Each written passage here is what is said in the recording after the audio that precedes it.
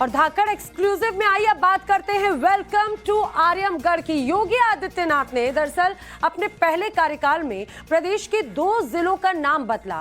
पहले फैजाबाद का नाम बदलकर अयोध्या किया गया, फिर इलाहाबाद का नाम बदलकर प्रयागराज किया गया।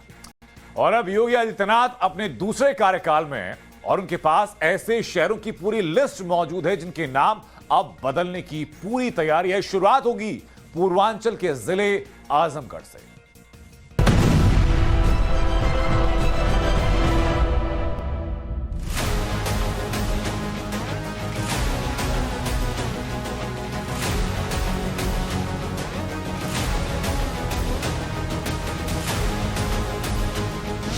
योगी की लिस्ट एक बार फिर तैयार है।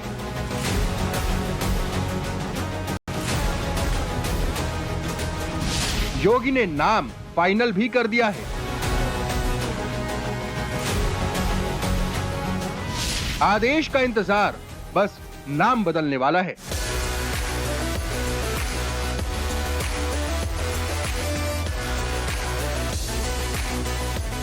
यह है पूर्वांचल का शहर आजमगढ़। तमसा नदी के किनारे बसे इस शहर की पहचान बस बदलने वाली है। मुख्यमंत्री योगी आदित्यनाथ ने तय कर लिया है कि आजमगढ़ के साथ हुई ऐतिहासिक भूल जल्द सुधारी जाएगी और इसका संकेत उन्होंने रविवार को आजमगढ़ की चुनावी सभा में दे दिया। आजमगढ़ को आतंकवाद का गढ़ मत बनने दीजिए। आजमगढ़ को आर्यमगढ़ बनाने की विकास की प्रक्रिया के माध्यम से आर्यमगढ़ बनाने की प्रक्रिया के साथ जोड़ने के लिए आपके साथ आया हूं मैं।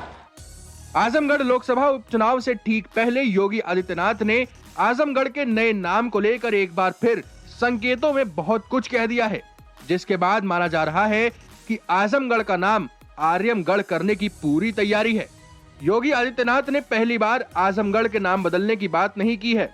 पिछले साल नवंबर में जब योगी आदित्यनाथ आजमगढ़ आए थे, तभी गृह मंत्री अमित शाह के सामने ही उन्होंने आजमगढ़ के लिए नया नाम तय कर लिया था। उसी वक्त उन्होंने आजमगढ़ को आर्यमगढ़ करने का प्लान बना लिया था। आजमगढ़ को सचमुच आर्यमगढ़ बना ही देगा, इसमें अब कोई संदेह होना ही नहीं चाहिए। पिछले साल नवंबर में योगी आदित्यनाथ ने कहा था कि जैसे ही दोबारा उनकी सरकार बनेगी, आजमगढ़ का नाम बदला जाएगा। अब योगी फिर से मुख्यमंत्री है और उन्हें अपना वादा भी याद है। आखिर क्यों मुख्यमंत्री योगी आदित्यनाथ आजमगढ़ का नाम बदलना चाहते हैं और क्या है आजमगढ़ के नामकरण का इतिहास? टाइम्स नाउ नव भारत ने इतिहास के पन्नों को खंगालने की कोशिश की है। साल 1665 में जब देश में शाहजहां का शासन था, तब नवाब आजम शाह ने फुलवरिया एलवाल की जमीन पर अपने लिए किला बनवाया था। जिस हिस्से में उसकी सल्तनत बसी, उस जगह को आजमगढ़ नाम दिया गया। नवाब आजम शाह के नाम पर ही आजमगढ़ नाम रखा गया।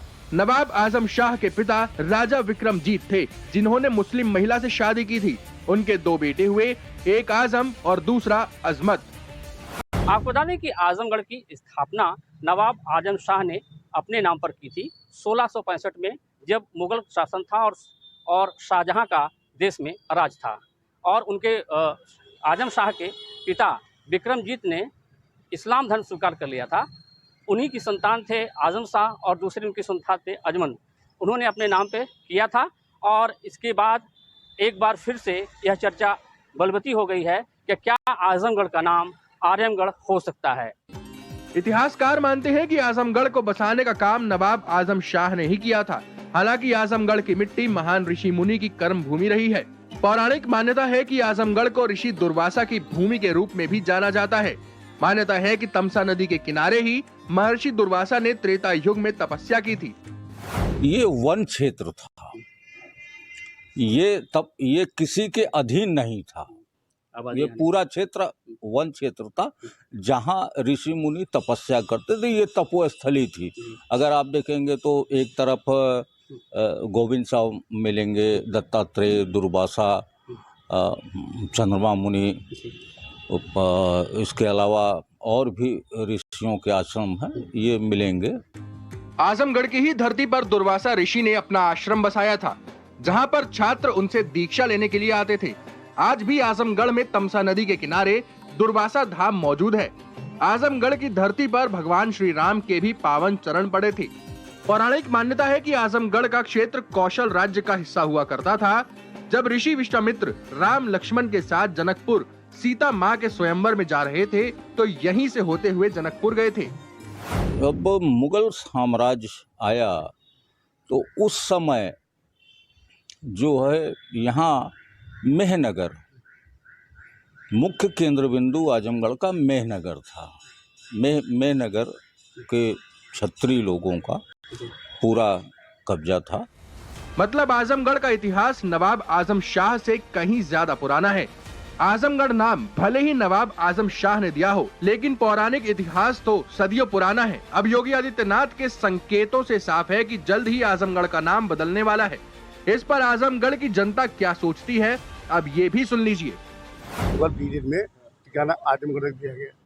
जो आर्यमगढ़ था तो आर्यमगढ़ होना चाहिए। हम क्षत्रिय हैं तो हमको क्षत्रिय रहना चाहिए ना।